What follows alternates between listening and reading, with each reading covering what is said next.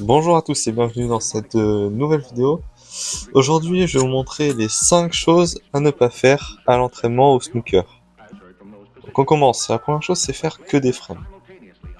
Alors pourquoi faire que des frames, c'est pas bon. Déjà parce que on va pas apprendre grand chose si on fait que des frames, on va pas développer son jeu. Si on joue contre quelqu'un, c'est pour le battre et c'est pas le moment de tester de nouvelles choses. On va rester un peu sur ses acquis en termes de défense, en termes de technique, de contrôle de blanche, tout ça. On n'aura pas trop, n'apprendra pas trop de choses. Si ce n'est juste qu'on est même un peu, peut-être la pression.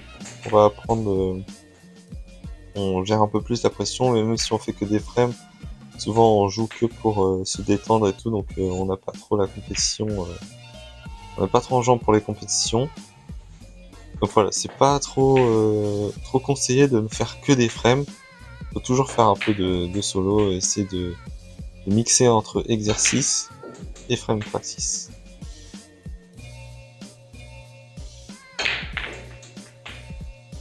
Ensuite, on va faire que du line-up ou du T. Donc pourquoi c'est pas bon de faire que du line-up et du T? Alors c'est assez simple. Quand on fait que du line-up et du T, on a... Voilà, souvent les joueurs font soit que du line-up, soit que du T.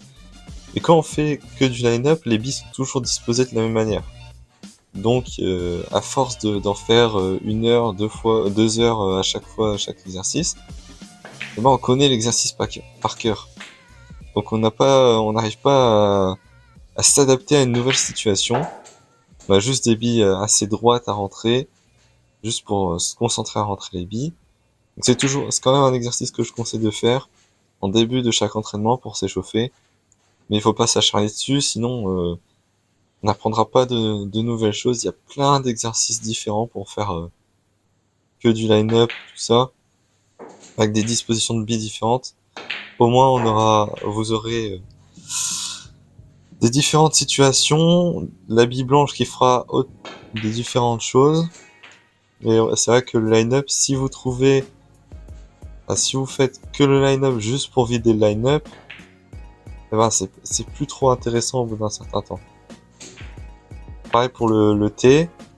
Le T, c'est un exercice que je fais beaucoup pour m'échauffer. J'en fais un, je vide, ou juste je rate quelques fois, mais je le finis totalement.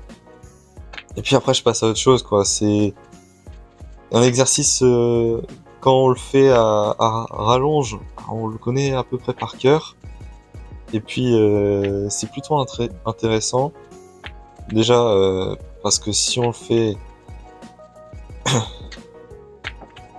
c'est plutôt intéressant de le faire à la longue. Parce que les billes sont toujours disposées pareil. À moins de se donner un challenge, c'est un peu comme le line-up. Si on se donne un challenge de faire, voilà, pour cet exercice que des roses, si on se dit pour le line-up c'est de faire un 147 ou de rentrer les billes dans l'ordre, ok. Mais voilà, c'est plus un exercice pour s'échauffer que de perfectionnement du contrôle de blanche ou quoi. Donc c'est un bon exercice au début. Mais quand on commence à progresser et qu'on fait 2 heures de thé ou tout ça, il y a beaucoup d'autres choses à faire. Donc ensuite, il y a ne pas diversifier ses entraînements. Alors là, je vous ai montré 2 exemples, le long shot et le safety. C'est très important de travailler toutes les parties de son jeu, pas seulement le break building. Donc voilà, il y a beaucoup d'entraînements à faire si on veut se perfectionner ou pour rester un peu au snooker. Il n'y a pas que le break building. C'est bien beau de faire des breaks, mais si on se crée pas l'opportunité en forçant l'erreur ou en rentrant la bille de loin très importante, on pourra jamais progresser et jamais améliorer son jeu. Ensuite, on a le 4e, c'est s'entraîner toujours tout seul. Alors là, c'est totalement l'inverse de faire que des frames. C'est s'entraîner tout seul en plaçant des billes ou en faisant que des exercices. C'est pas toujours très bon parce qu'on n'a pas cette confrontation contre quelqu'un. On fait des breaks, mais sans trop réfléchir. Alors que si on joue des parties, on devrait réfléchir à des situations assez spéciales, réfléchir comment bloquer l'adversaire, tout ça. Quand on s'entraîne tout seul, là même si on fait des défenses, on s'entraîne juste à ramener la blanche au fond à une certaine zone. Mais ça n'a rien à voir par rapport à une vraie partie. C'est pareil si on fait des breaks.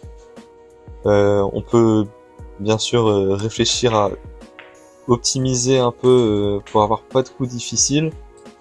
Mais le plus important c'est d'avoir la pression quand on fait des breaks. Là faire des breaks comme là je fais, ça veut rien dire. Là si je vide la table, ce sera vers les 90 tout ça. Mais ça aura rien à voir si on fait un vrai 90 contre une vraie personne. Même si c'est la même table, il y aura pas du tout la même pression et ce sera totalement différent.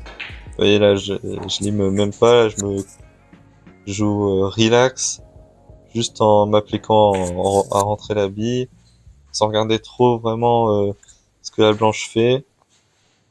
Et donc voilà, c'est s'entraîner tout seul, c'est un peu dire non à la pression et voilà, dès que la pression sera là en match practice ou en compétition, ce sera plus compliqué si vous faites toujours du solo. Après, il y a toujours des programmes un peu spécifiques à faire pour se donner un peu de pression quand on joue du solo, mais ça aura toujours rien à voir avec ce que vous pouvez ressentir lors des matchs contre des personnes ou en match. Et donc le dernier de la vidéo, c'est attaquer tout et n'importe quoi. Ah oui, parce que souvent, les personnes, quand ils jouent tout seuls, ou ils jouent contre des personnes en practice, ils font moins attention à leur défense. Ils font attention plus au break ou à moins pourrir le jeu. Et donc, ils attaquent beaucoup plus. Et c'est pas très bon de faire ça, même si quand ça passe, c'est beau. Franchement, quand les billes rentrent, c'est des billes difficiles, c'est beau à regarder. Mais en compétition, quand on aura ou quand vous aurez la pression, ce sera beaucoup plus difficile de rentrer ces billes-là, qui sont hyper difficiles. Et donc, vous donnerez beaucoup plus d'opportunités à votre adversaire, et ça vous pénalisera lors de vos matchs. Voilà, là c'était les 5 choses à ne pas faire à l'entraînement. J'espère que cette vidéo vous a plu. Il y aura une autre vidéo sur 5 choses à faire ou à ne pas faire sur un autre sujet. Et on se dit à bientôt pour une prochaine vidéo. Merci à tous d'avoir regardé cette vidéo. N'hésite pas à aimer et à partager. Tu peux aussi t'abonner à ma chaîne YouTube pour suivre mes prochaines aventures et mes prochaines vidéos. Allez.